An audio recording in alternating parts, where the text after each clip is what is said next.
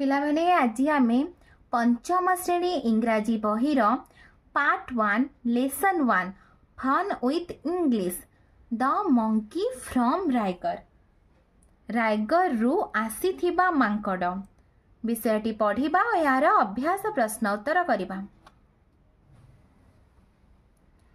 Session 1 socialisation pre reading.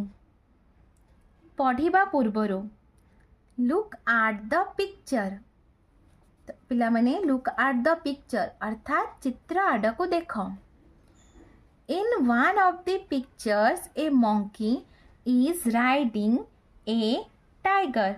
गोटे चित्र रे मांकड़टीए एक बाघ उपरे बसी।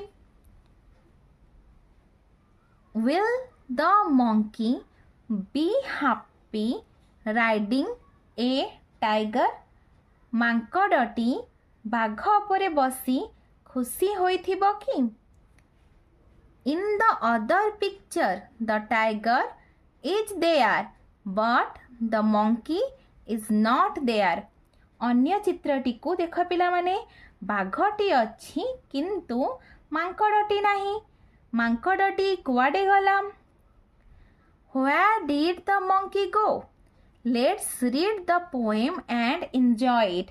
चलो कविताटी को पढ़िबा ओ उपभोग करिबा। फाइल reading text.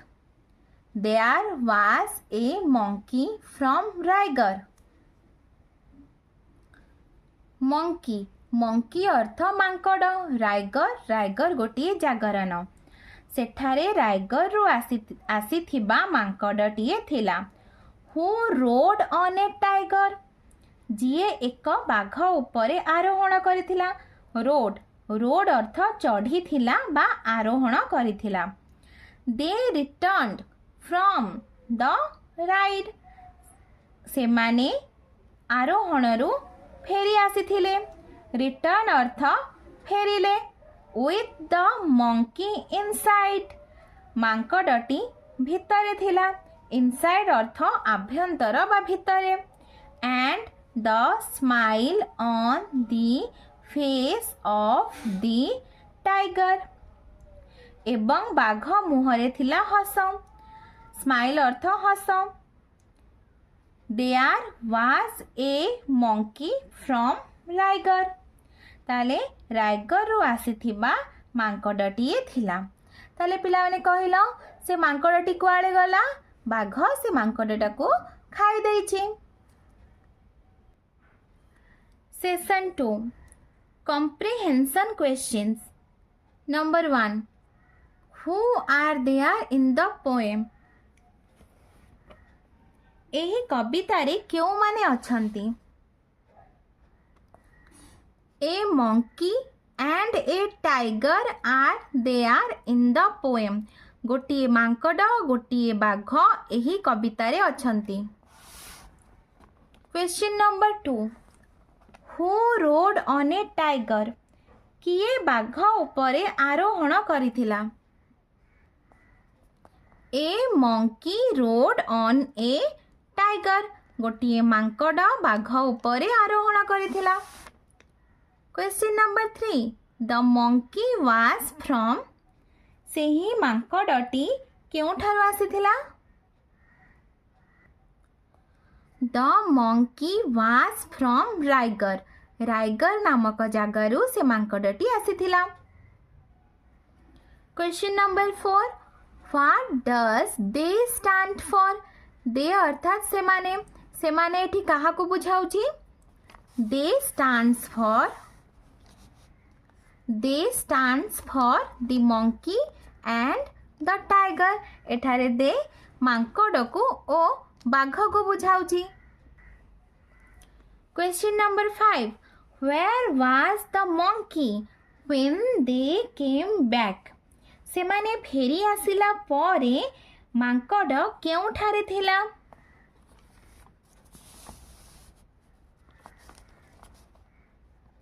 The monkey was inside the tiger when they came back। सेमाने फेरी आसला बेले मांकड़टी बाघ भितरे थिला। Question number 6 who was smiling किए हसुथिला द टाइगर वाज स्माइलिंग बाघटी हसुथिला।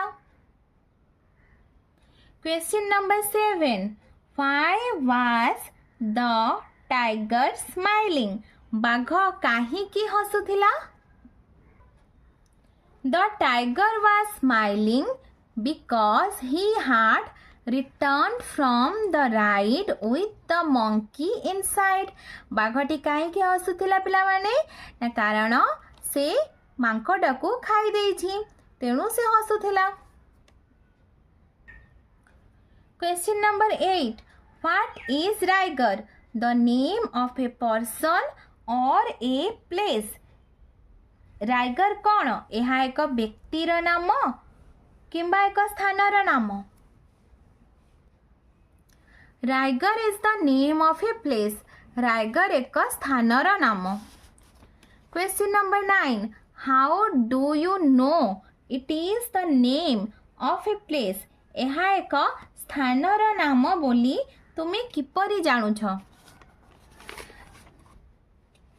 It is the name it is